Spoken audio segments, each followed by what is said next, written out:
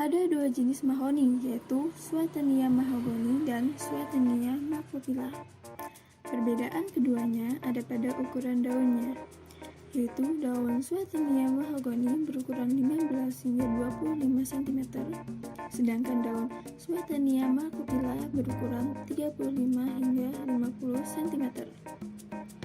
Mahoni daun lebar atau yang dikenal dengan nama latinnya yaitu Swietenia macrophylla merupakan pohon dari divisi Spermatophyta, subdivisi Angiospermae, kelas Dicotyledon, famili Meliaceae, dan genus Swietenia.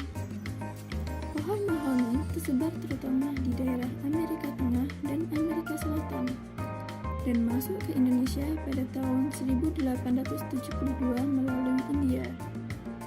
Selanjutnya, pohon ini dikembangkan secara luas di Pulau Jawa sekitar tahun 1892 hingga 1902 di daerah Jawa Barat, Jawa Tengah, dan Jawa Timur.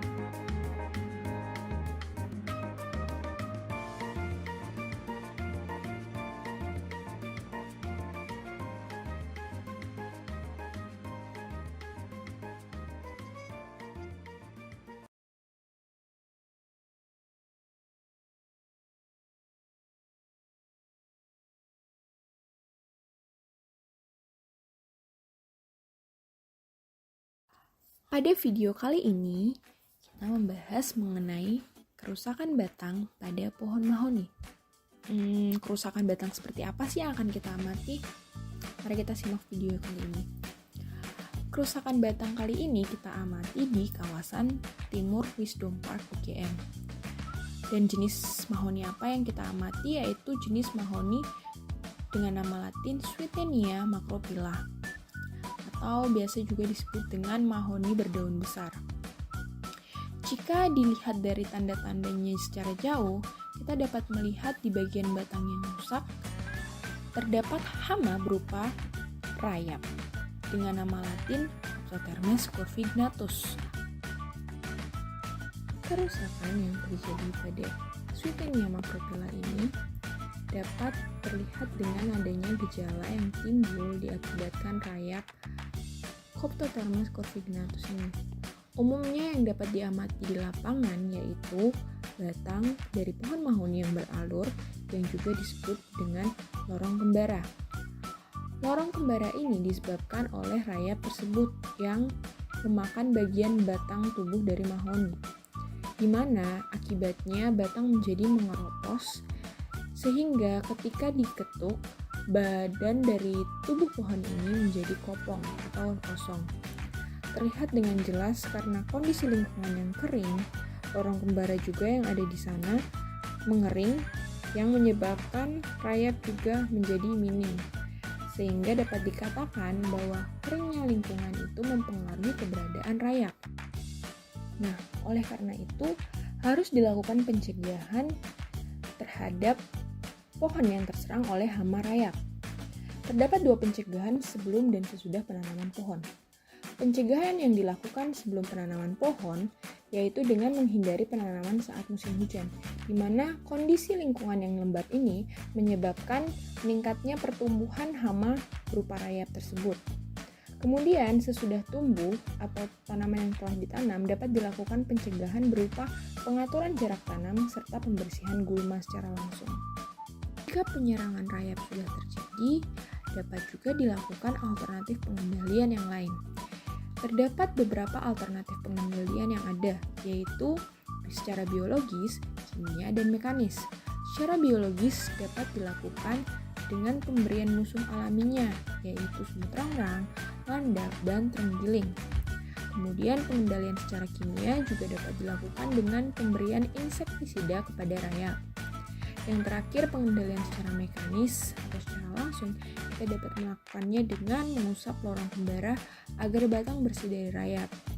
Namun, jika tahapannya sudah pada tahapan yang lebih parah, kita dapat melakukannya dengan menebang pohon tersebut sebelum pohon tersebut tumbang akibat kopongnya bagian tubuh batang.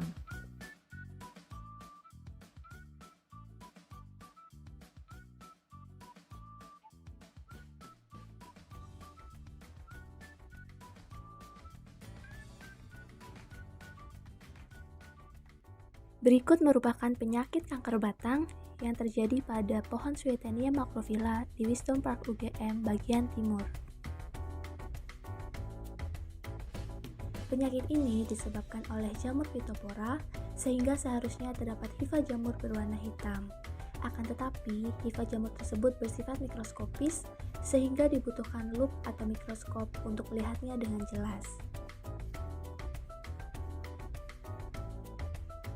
Gejala yang tampak pada kerusakan tersebut yaitu pada bagian kulit batang yang berwarna lebih gelap atau kehitam-hitaman. Hal tersebut dikarenakan pada bagian dalam kulit batang mengeluarkan gom yang dapat menghitam. Pada bagian tersebut membusuk dan basah. Jika lapisan kulit luar dikupas, akan tampak lapisan di dalamnya yang berwarna merah anggur.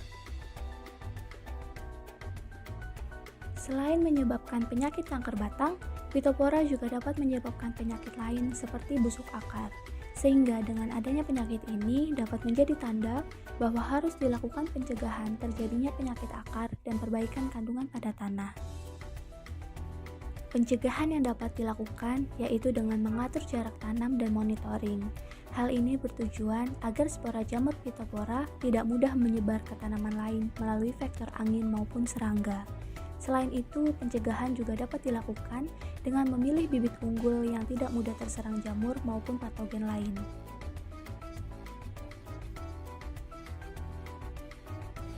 Pengendalian yang dapat dilakukan yaitu dengan pemberian fungisida untuk membunuh jamur penyebab, membuat parit isolasi untuk mencegah penularan penyakit dari tanaman sakit ke tanaman sehat, atau dengan melakukan eradikasi. Eradikasi yaitu tindakan pemusnahan terhadap tanaman apabila penyakit yang dialami sudah terlalu parah.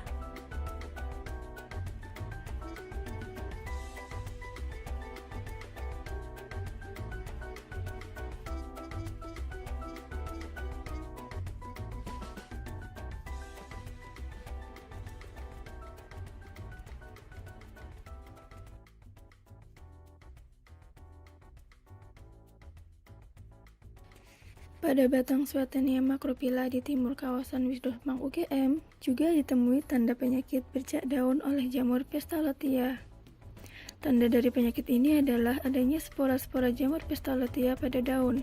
Spora jamur ini menyebar melalui vektor angin atau pangkal daun, yaitu ketika terjadi kontak antar daun.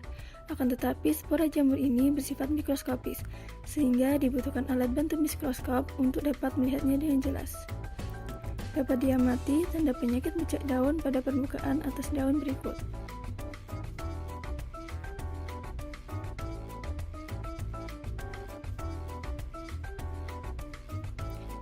Dan dapat diamati pula tanda penyakit bercak daun pada permukaan bawah daun berikut.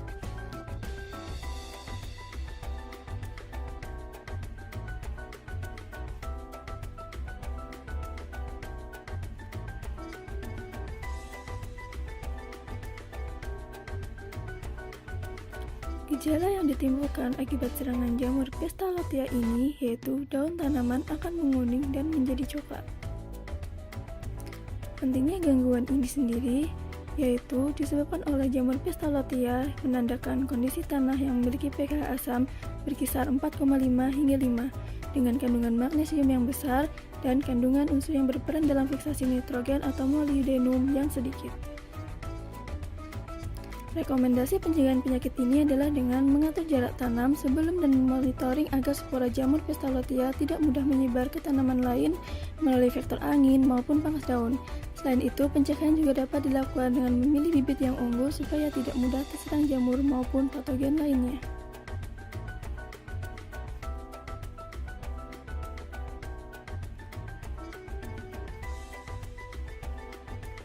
Apabila tanaman sudah terkena bercak daun, maka pengendaliannya dapat dilakukan dengan memberi fungisida, membuat parit isolasi untuk mencegah penularan penyakit dari tanaman sakit ke tanaman sehat, serta mengatur suhu dan kelembapan tempat tumbuh.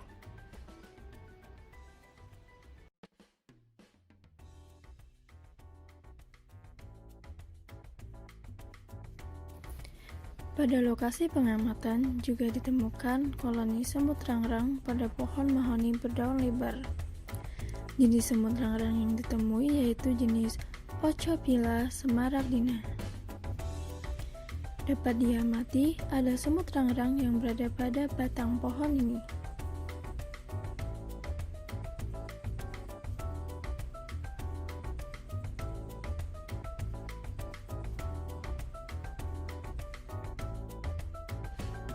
Keberadaan semut rangrang pada pohon tersebut sangat menguntungkan.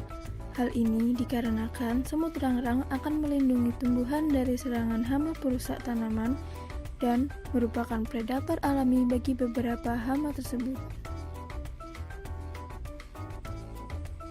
Semut rangrang juga akan memperoleh keuntungan karena di pohon tersebut semut dapat membuat sarang pada tumbuhan, sehingga ketika terdapat hama pada tumbuhan tersebut, semut rangrang akan menyerangnya, bahkan memakan hama yang menyerang tanaman tersebut.